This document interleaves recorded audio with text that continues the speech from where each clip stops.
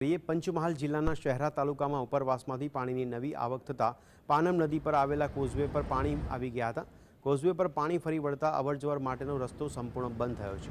શહેરા તાલુકાના મોર ઉડારાથી રામજીની નાળ થઈને લુણાવાડા તરફ જતો 20 ઉપરાંત ગામને જોડતો રસ્તો બંધ થતાં લોકોને હાલાકીનો સામનો કરવો પડી રહ્યો છે।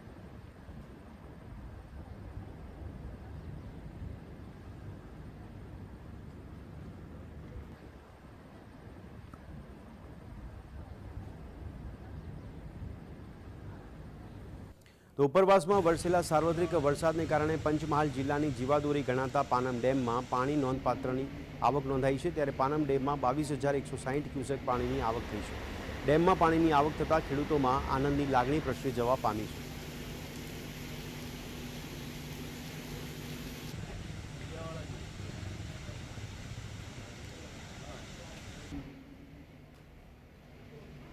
તો ગોધરામાં વરસાદે વિરામ લીધા બાદ પાણી હજુ ઓસર્યા નથી। ગોધરા કોર્ટ સંકુલ સામે આવેલ છકડાવાડ વિસ્તારમાં પણ વરસાદી પાણી સાથે ભૂગર્ભ ગટરનું ગંદુ પાણી ભળી જતા સ્થાનિક લોકોમાં રોષ ફેલાયો છે।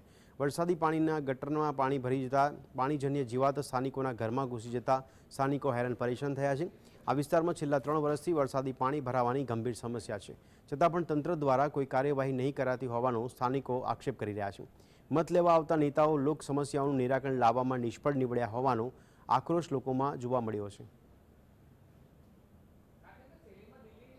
ગોધરા શહેરમાં પડેલ સામાન્ય વરસાદમાં ઠેર ઠેર જે નીચાણવાળા વિસ્તારો છે ત્યાં પાણી ભરાયા છે। ખાસ કરીને જો વાત કરવામાં આવે તો ગોધરા શહેરનો જે છકડાવાડ વિસ્તાર છે ત્યાં વરસાદી પાણી ભરાયા છે, જેને લઈને લોકોને ભારે હાલાકીનો સામનો કરવો પડી રહ્યો છે। ખાસ કરીને જો વાત કરવામાં આવે તો વરસાદી પાણી છે તે લોકોના ઘરોમાં પહોંચતા હોવાને લઈને લોકો ભારે હાલાકી પડી રહી છે। લોકોને ખાસ કરીને જે વરસાદી પાણી છે તેના નિકાલ માટે નગરપાલિકા તંત્રને અનેક વખત રજૂઆતો કરવામાં આવી હોવા છતાંય તેઓની રજૂઆતો ધ્યાનમાં લેવામાં આવતી નથી, જેને લઈને સ્થાનિક લોકો છે તેઓમાં એક પ્રકારનો સૂકો રોષ જોવા મળી રહ્યો છે। સાથે સાથે જે ભૂગર્ભ ગટર છે તેનું પણ પાણી જો વરસાદી પાણી સાથે ભળતું હોવાને લઈને જે જીવાત છે તે જીવાત સખત જોવા મળી રહી છે, જેના કારણે લોકો હેરાન પરેશાન થઈ ગયા છે। લોકોના ઘરોમાં જે ગંદુ પાણી ઘૂસી જતાં લોકોને અનેક વખત નુકસાન પણ વેઠવાનો વારો આવ્યો છે। ત્યારે સ્થાનિક લોકો છે તે માંગ કરી રહ્યા છે કે નગરપાલિકા દ્વારા વરસાદી પાણીના નિકાલ માટે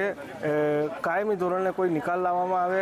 અવારનવાર રજૂઆતો કરવા છતાંય તેઓ ધ્યાન નથી આપતા, જેને લઈને સ્થાનિક લોકોમાં ખૂબ જ નારાજગી છે। અહીંયા પરિસ્થિતિ એવી છે કે રોગચાળો પણ ફાટી નીકળે તેવી દહેશત સ્થાનિકો દ્વારા વ્યક્ત કરવામાં આવી છે। ત્યારે પાલિકા તંત્ર વહેલી તકે આ વિસ્તારમાં વરસાદી પાણીનો નિકાલ કરે તે જરૂરી બન્યું છે। રવિ શાહ, GSTV।